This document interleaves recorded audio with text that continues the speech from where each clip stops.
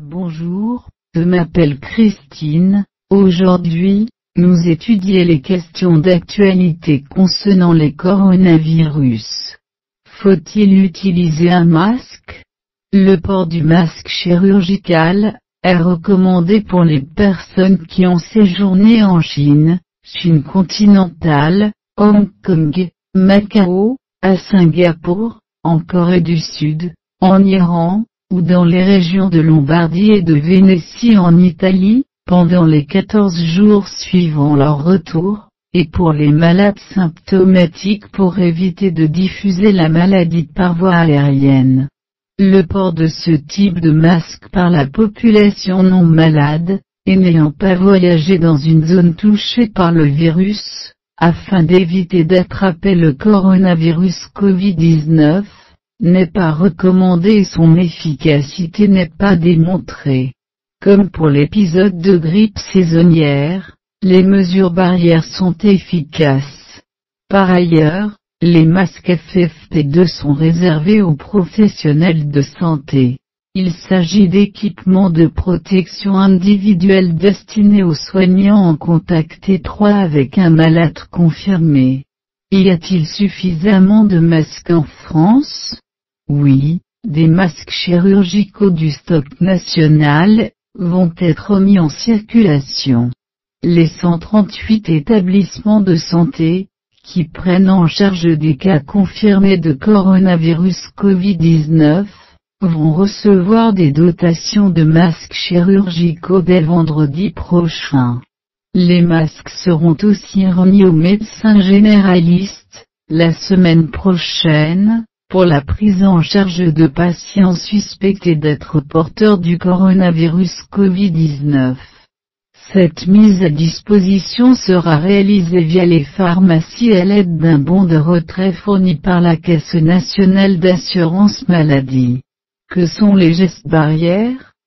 Face aux infections, il existe des gestes simples pour se protéger et protéger son entourage. Se laver les mains régulièrement, tousser ou éternuer dans son coude, utiliser des mouchoirs à usage unique, porte un masque quand on est malade. Peut-on prendre les transports en commun? Il n'existe pas de contre-indication quant à l'utilisation des transports en commun. Cependant, si vous êtes malade, portez un masque. Je reviens de vacances dans une zone où circule le virus, puis j'allais travailler. Puis-je envoyer mes enfants à l'école? Travailleurs, étudiants, dans la mesure du possible, privilégiez le télétravail, évitez les contacts proches, réunions, ascenseurs, cantines. Les enfants qui reviendraient de ces destinations, ne doivent pas être envoyés à la crèche, à l'école, au collège ou au lycée pendant les 14 jours qui suivent leur retour. Pourquoi les frontières entre la France et l'Italie ne sont-elles pas fermées?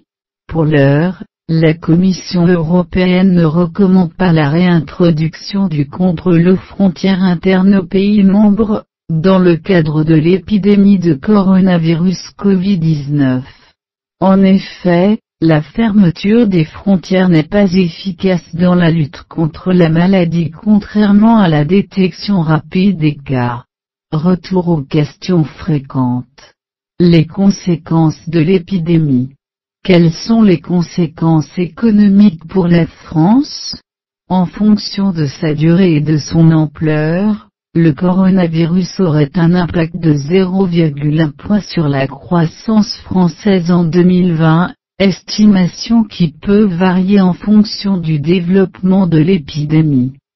Cette épidémie touche en particulier certaines chaînes de production industrielle, qui rencontrent des difficultés d'approvisionnement, le secteur du tourisme, hôtellerie et restauration.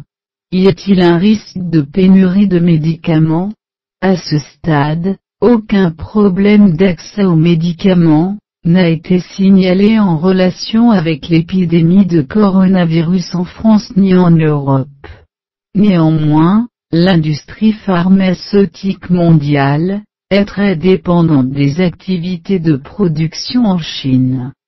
Si l'épidémie devait se poursuivre pendant une longue période, des impacts sur la disponibilité de certains médicaments ne seraient pas à exclure. Le ministère des Solidarités et de la Santé suit de près l'évolution de cette situation. Retour aux questions fréquentes. Les produits venant de Chine. Est-ce que le coronavirus Covid-19 survit dans le milieu extérieur? Y a-t-il un risque avec les objets importés de Chine? Au vu des données disponibles sur la survie des coronavirus dans le milieu extérieur, quelques heures sur des surfaces inertes sèches, et compte tenu des temps et conditions de transport avec la Chine, le risque d'être infecté par le nouveau coronavirus en touchant un objet importé de Chine, est considéré comme extrêmement faible. Les mesures d'hygiène standard, lavage des mains, nettoyage de surface, sont efficaces. Peut-on recevoir sans risque des colis provenant de Chine? Concernant les colis provenant de Chine potentiellement touchés par des sécrétions respiratoires, ils sont livrés par bateau, le délai est donc trop long pour la survie du virus, ou par avion où les conditions de transport en soute, air sec, n'est pas favorable à la survie du virus. Y a-t-il des mesures particulières pour les médicaments produits en Chine? Il n'y a pas de restrictions particulières concernant l'utilisation des médicaments provenant de la Chine. International, qu'est-ce qu'une USPPI? Le comité d'urgence convoqué par le directeur général de l'OMS, a estimé le 30 janvier que l'épidémie de nouveau coronavirus Covid-19 constituait une urgence de santé publique de portée internationale, USPPI. La déclaration d'une USPPI est une mesure de reconnaissance des risques nationaux et régionaux éventuels, et de la nécessité d'intensifier et de coordonner l'action pour les gérer. Pour la France, cela signifie mettre en alerte le système de santé, agence régionale de santé, agence nationale de sécurité sanitaire, SAMU, établissement de soins, professionnels de santé, et diffuser rapidement toutes les informations nécessaires pour garantir une prise en charge optimale des malades. Renforcer l'information et la sensibilisation de la population pour s'assurer de son engagement, et de sa pleine participation à la stratégie de riposte. Renforcer le dépistage sur le territoire national pour garantir qu'aucun contact n'est oublié, et améliorer la qualité du dépistage moyennant une amélioration du partage des informations avec les équipes de surveillance. Renforcer la surveillance en vue de réduire le délai entre la détection et la prise en charge des malades et leur isolement. Mettre en place des autorisations exceptionnelles pour les médicaments et les vaccins qui n'auraient pas d'autorisation de mise sur le marché. Mettre en œuvre rapidement les stratégies vaccinales susceptibles de faire reculer la propagation de cette maladie, telles que les recommande le groupe stratégique consultatif d'experts, SAGE, de l'OMS sur la vaccination. Continuer à collaborer et à améliorer la coordination avec les Nations Unies et les partenaires, créer un environnement propice pour les opérations de santé publique, pour accélérer les efforts de lutte contre la maladie. Y a-t-il des Français à bord du Diamond Princess? La présence de 4 ressortissants français a été confirmée à bord du navire de croisière Diamond Princess faisant l'objet d'une mesure de confinement au large du Japon.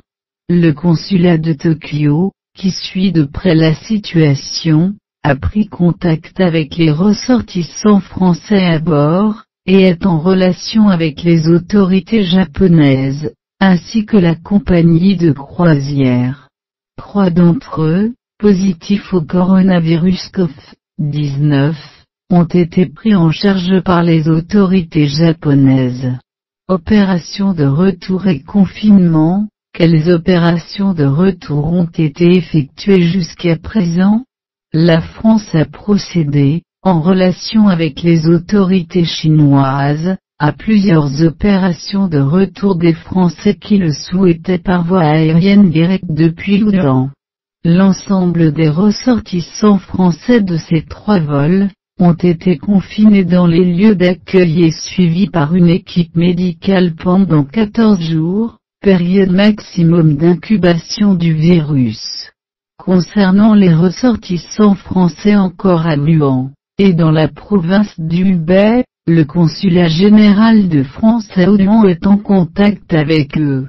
Le consulat de France à Luan met à jour régulièrement son site internet, tout comme le ministère de l'Europe et des Affaires étrangères. Quels sont les centres d'hébergement choisis? Depuis le 21 février, des ressortissants français issus d'un 4e vol de rapatriement, sont accueillis dans un nouveau centre d'hébergement situé à Branville dans le Calvados, Normandie-Gardan. Il offre des conditions de suivi médical, et d'hébergement similaires aux autres centres. Quel est le personnel présent sur les différents sites? Une équipe médicale est présente sur chaque site 24 heures sur 24. D'autres intervenants, qui ne logent pas dans le centre, assurent l'approvisionnement, la logistique et les éventuelles opérations de maintenance du centre. Le centre est sécurisé par des forces de l'ordre. Comment se déroule le suivi médical? Une équipe de professionnels de santé, est présente sur site 24 heures sur 24 et 7 jours sur 7, composée de médecins généralistes, d'infirmiers, de psychologues, d'hygiénistes et d'épidémiologistes. Ils sont identifiables grâce à une tenue spécifique. Ils portent des équipements de protection individuelle pour assurer les prises en charge médicales. Existe-t-il un risque de contagion pour les riverains? La maladie se transmet par les postillons, éternuements, toux.